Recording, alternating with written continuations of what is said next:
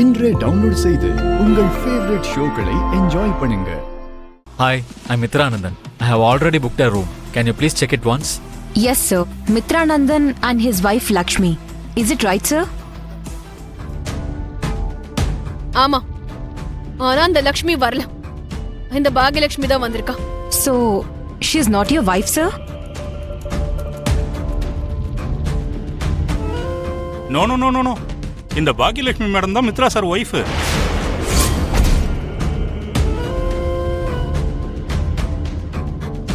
ஹே சப்போட்டா. நீ சென்ஸோட தான் பேசுறியா? யாரு என்ன ஏதுன்னு தெரிஞ்சு பேச மாட்டியா? இப்போ என்னாச்சு மேடம்? புருஷன் பொண்டாட்டிய ஒய்ஃப் அண்ட் ஹஸ்பண்ட்னு சொல்லக்கூடாதா? இங்க பாரு. திரும்ப அவங்கள வைஃப் அண்ட் ஹஸ்பண்ட்னு சொல்ற? அவங்க வைஃப் அண்ட் ஹஸ்பண்ட் இல்ல. என்னது?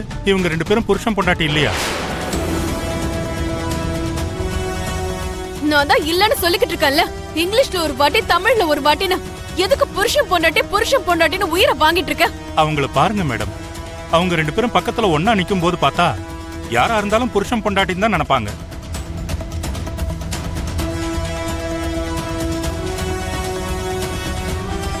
இவங்களை இப்படி பார்க்கும்போது எனக்கு என்னவோ மேட் ஃபார் ஈச் அதர் மாதிரி தான் தோணுது. என்ன மேட் ஃபார் ஈச் அதரா? உன் கண்ணு என்ன காக்க புடுங்கிட்டு போயிடுச்சா? இல்ல எதையாவது குடிச்சிட்டு வந்து பேசிட்டு இருக்கியா? அவங்க வைஃப் அண்ட் ஹஸ்பண்ட் இல்ல, புருஷன் பொண்டாட்டி இல்ல, மேட் ஃபார் ஈச் அதர்ல கிடையவே கிடையாது. அண்டர்ஸ்டாண்ட்? இல்ல அது வந்து சப்போட்டா. அதான் சொல்றாங்கல்ல, அப்புறம் என்ன திரும்ப பேச்சு? மித்ரா, நீயும் நானும் ஒரு ரூம்ல இருக்கலாம். பாகியலட்சுமி இன்னொரு ரூம்ல இருக்கட்டும். உனக்கு ஓகே தானே? மித்ரா சார், நீங்களும் மனிஷா மேடமும் ஒரே ரூம்ல இருக்க போறீங்களா? அது தப்பு இல்லையா? ஏய் பாகியலட்சுமி, உன் லிமிட்ஸ்ல நீ இரு. இதெல்லாம் உனக்கு எதுக்கு? அப்படி இல்ல மேடம், நீங்க இன்னும் கல்யாணம் ஆகாத பொண்ணு, சார் கல்யாணம் ஆனவரு, இன்னொரு பொண்ணோட புருஷன். அப்படி இருக்கும்போது அவரோட ரூம்ல நீங்க எப்படி இருக்க முடியும்? நீங்க அவரோட ரூம்குள்ள மட்டும் தான் போறேன்னு நினைக்கலாம், ஆனா நீங்க அவங்களோட வாழ்க்கையில கூட போற மாதிரி தான் இருக்கு. அக்னி சாட்சியா, பஞ்சபூதங்கள் சாட்சியா, உறவுகள் முன்னிலையில கல்யாணம் பண்ணிக்கிட்டு ஒரு கணவன் மனைவிக்கு நடுவுல போறது ரொம்ப பாவம் மேடம். அவங்க குடும்ப வாழ்க்கைக்குள்ள போகணும்னு நினைக்கிறது ரொம்ப அநியாயம். பாகியலட்சுமி, நீ வாய்க்கு வந்ததெல்லாம் பேசாத.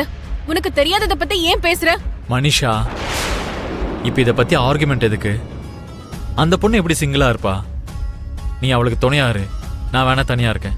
அப்படி இல்ல மித்ரா, இவ்ளோ தூரம் வந்ததுக்கு அப்புறமும் நமக்கு கொஞ்சம் கூட பிரைவசியே இல்லைன்னா எப்படி?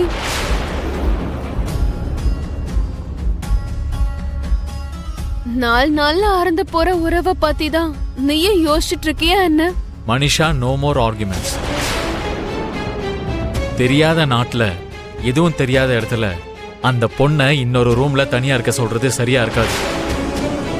நீயும் அவளுக்கு துணையா அவ கூட இருக்கணும், அவ்வளவுதான்.